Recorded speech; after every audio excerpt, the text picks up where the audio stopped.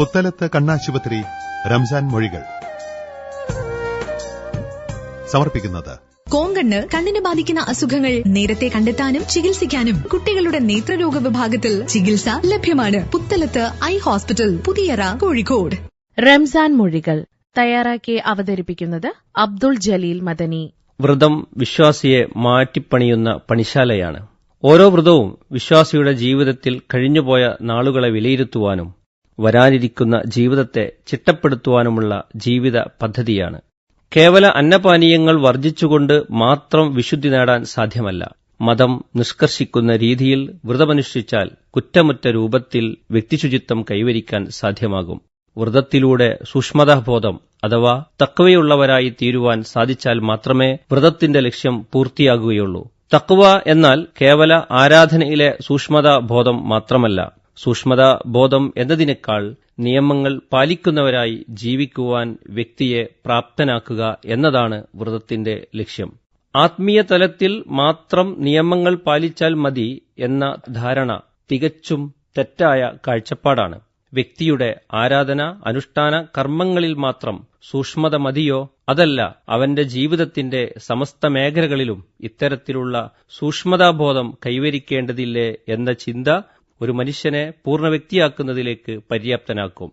ഓരോ ദിവസവും വ്രതത്തിലൂടെ കഴിഞ്ഞുപോകുമ്പോൾ ഓരോ വ്യക്തിയുടെയും ഇത്തരത്തിൽ നിയമങ്ങൾ പാലിക്കുന്നുണ്ടോ, നിയമങ്ങൾ പാലിക്കുന്നവരായി ജീവിതത്തെ ക്രമപ്പെടുത്താൻ സാധിക്കുന്നുണ്ടോ എന്നത് ആത്മപരിശോധന നടത്തേണ്ടതാണ്.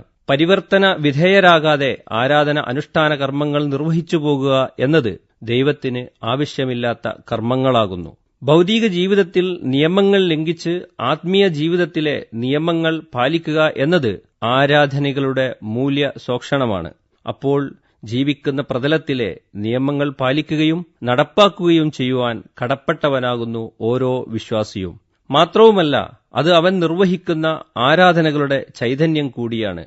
നാട്ടിൽ നടക്കുന്ന കുറ്റകൃത്യങ്ങൾ, നിയമലംഘനങ്ങൾ, പരിസ്ഥിതിയെ പോറലേൽപ്പിക്കൽ, മാലിന്യ നിർമ്മാർജ്ജന സംസ്കാരം പാലിക്കാതിരിക്കൽ, മനുഷ്യർക്കിടയിലെ സൗഹാർദ്ദ അന്തരീക്ഷം ഭംഗം വരുത്തൽ തുടങ്ങിയവയെല്ലാം വിശ്വാസികളിൽ നിന്ന് ഉണ്ടായിക്കൂടാ എന്നു മാത്രമല്ല, വിശ്വാസികൾ ഈ മേഖലകളിൽ മാതൃകാ വ്യക്തിത്വമായി സ്വയം മാറാനും മറ്റുള്ളവർക്ക് പ്രചോദനമാകുവാനും സാധ്യമാകേണ്ടതുണ്ട്. അതുകൊണ്ടുതന്നെ വ്രതം എന്നുള്ളത് കേവല അന്നപാനീയങ്ങൾ വർജിക്കൽ മാത്രമല്ല, മനുഷ്യത്വത്തിന് പോറലേൽക്കുന്ന എല്ലാ മേഖലകളിൽ നിന്നും പിന്തിരിഞ്ഞ് ശുദ്ധപ്രകൃതിയിലേക്ക് തിരിഞ്ഞു നടക്കൽ കൂടിയാണ്. ഇത്തരത്തിൽ മാറ്റത്തിന്റെ അനിവാര്യത മനസ്സിലാക്കി മുന്നേറ്റത്തിന് തയ്യാറാകുവാൻ വ്രതം വിശ്വാസിയെ മാറ്റിപ്പണിയേണ്ടതുണ്ട്.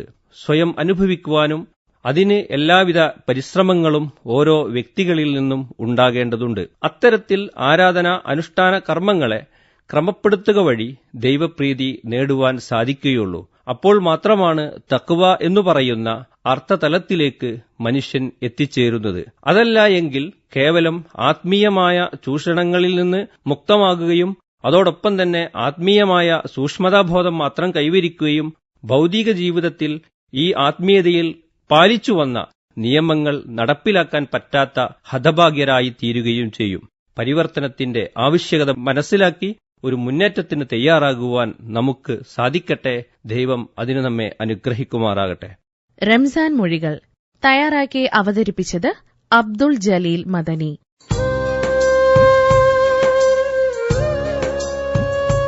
പുത്തലത്ത് കണ്ണാശുപത്രി റംസാൻ മൊഴികൾ സമർപ്പിച്ചത് കോങ്കണ്ണ് കണ്ണിനെ ബാധിക്കുന്ന അസുഖങ്ങൾ നേരത്തെ കണ്ടെത്താനും ചികിത്സിക്കാനും കുട്ടികളുടെ നേത്രരോഗ വിഭാഗത്തിൽ ചികിത്സ ലഭ്യമാണ്. Puthalath eye hospital, Puthiyara, Kozhikode.